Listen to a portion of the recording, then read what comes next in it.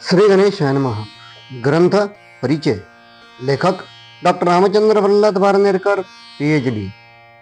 संग्राहक कैलासवासी ल का तथा दादासाहेब देशपांडे. प्रकाशन विमल प्रकाशन, पुणे.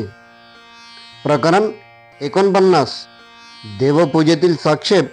पान क्रमांक 148. आपण देवाची उपासना करतो. देवास सर्वात मोठा आणि आदरणीय म्हणतो. ते केवळ शब्दांनीच म्हणतो. त्याप्रमाणे आपली वागणूक साक्षेपी नसते. तसे पाहू गेले तर जीवनातील इतर अनेक विषयांबद्दल आपण साक्षेपी असत नाही. त्याचाच परिणाम आपल्या परमेश्वरासंबंधीच्या वागणुकीवरती होतो. जे पूजा साहित्य देवपूजेसाठी म्हणून आपण जमा करतो त्यात हे नसले तर चालेल, चांगले तर ठीक, नसले तर असेल तसे निभावून न्यावे अशी आपली वृत्ती असते. देवाचे म्हणून निराळे ठेवलेले वस्त्र तर अनेक दिवसांपर्यंत धुतलेही नसते. स्वच्छतेच्या अभिमानाने मिरवणारा मनुष्य स्वतः मात्र अगदी स्वच्छ कपडे वापरतो आणि देवाचे वस्त्र मात्र ताम्हणातील पाण्यात बुचकळून पिळतो आणि तसेच देवघरातील एका खेळाला लावून ठेवतो आणि तेच रोज वापरतो. आपण ज्यास मोठा म्हणतो, आदरणीय आणि पूजनीय म्हणतो, सर्वशक्तिमान म्हणतो, त्याच्याशी वागताना त्याला काय आवडेल याची आपण दिक्कतही बाळगत नाही.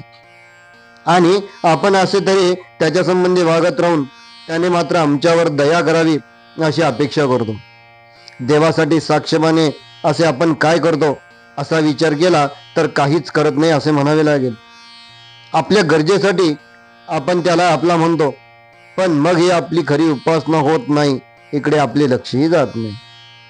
आज सुट्टी आहे, दुसरे काही काम नाही, चला देवास एकादशीने करून घेऊ असे म्हणून अर्थात फावल्या रिकाम्या वेळात आपला वेळ घालवण्यासाठी आपण एकादशीने करतो.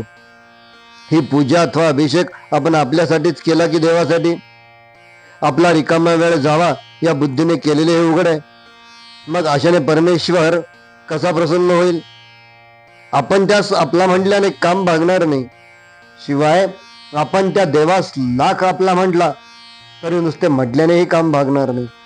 तर आपण असे वागले पाहिजे की ज्यामुळे त्याने म्हणजे परमेश्वराने आपणास त्याने म्हटले पाहिजे. यो मे भक्त समय प्रिय असे स्वतःच त्याने म्हटले पाहिजे. म्हणजे ज्याने आपणास मदभक्त अर्थात वात्वात भक्त असे म्हटले पाहिजे. नुसते एकपक्षी आपणच त्यास आपला म्हणून काय उपयोग? ज्ञानेश्वर महाराज म्हणतात, एरवी तरी माझ्या भक्ता आणि संसाराची चिंता, हाय समर्थांची कांता कोरान मागे. यात देखील माझ्या भक्ता या पदावरून परमेश्वराने आपणास आपला म्हटले पाहिजे हे सिद्ध होते. आणि तसे त्याने म्हटले तरच नंतरच्या त्याने दिलेल्या अभिवचनाचा आपणास उपयोग आहे. सारांश नुकत्या शब्दांनीच देव मोठा आहे, असा आहे आणि तसा आहे हे आपण म्हणतो आणि त्याबरोबर अथवा त्या प्रकारचा भाव मात्र आपण आपल्या वागणुकीत ठेवीत नाही आणि वर त्याच्या कृपेची अपेक्षा मात्र ठेवतो. अपेक्षा करण्याचा आपणास अधिकारच पोचत नाही, याचा आपण विचारही करत नाही. अर्थात जर देवाच्या कृपेची अपेक्षा असेल तर आपणही देवाशी साक्षीपणे वागले पाहिजे हे उघड आहे. अनंत कोटी ब्रह्मांड नायक राजाधिराज पूर्णवादाचार्य श्री सद्गुरुनाथ रामचंद्र महाराज की जय. श्री सद्गुरुनाथ विष्णु महाराज की जय. श्री गुरुदेव दत्त मंगलमूर्ती मोरया. पूर्णवाद की जय. जय पूर्णवाद. जय शिवराम.